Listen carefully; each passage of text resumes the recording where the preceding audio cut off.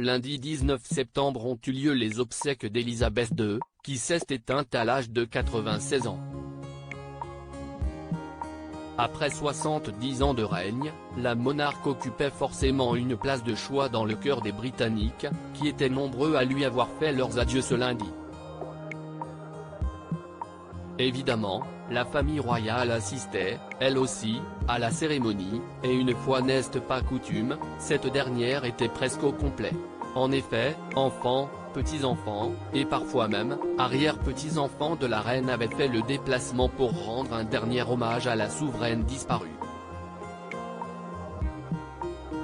La cérémonie a ainsi été l'occasion de voir Andrew, le prince déchu, marcher aux côtés de ses frères et sœurs, mais aussi Harry et Meghan, pourtant en froid avec la couronne. Les obsèques désormais terminées, la vie a repris son cours, et chacun a retrouvé son quotidien. Meghan et Harry sont rentrés en Californie, où les attendaient leurs deux enfants, Archie et Lilibet, tandis que Kate et William ont repris leurs engagements royaux. Ce jeudi, le prince et la princesse de Galles ont rencontré les professionnels et les volontaires qui ont participé à l'organisation des funérailles de la reine, des employés municipaux au personnel des transports, en passant par les organisateurs d'infrastructures, pour les remercier de leur soutien.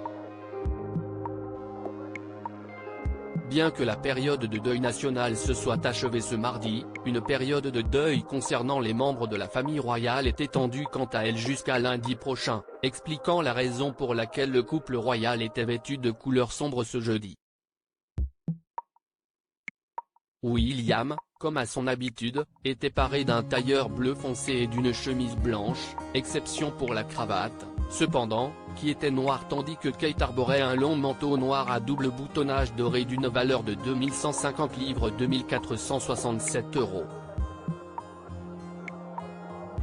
La pièce, signée Dolce & Gabbana, avait déjà été aperçue sur la princesse en 2017, puis en 2021, durant la période de deuil observée après la mort du prince Philippe.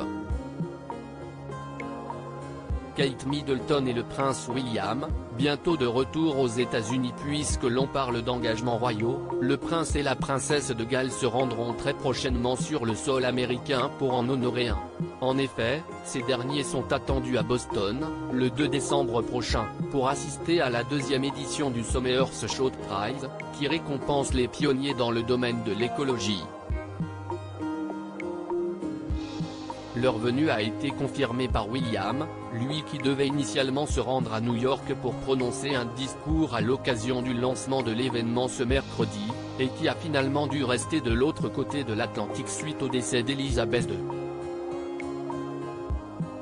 Protéger l'environnement était une cause également chère au cœur de ma grand-mère et je suis certain qu'elle aurait été ravie d'entendre parler de cet événement et de voir autant d'enthousiasme autour du projet, a-t-il déclaré dans un discours préenregistré.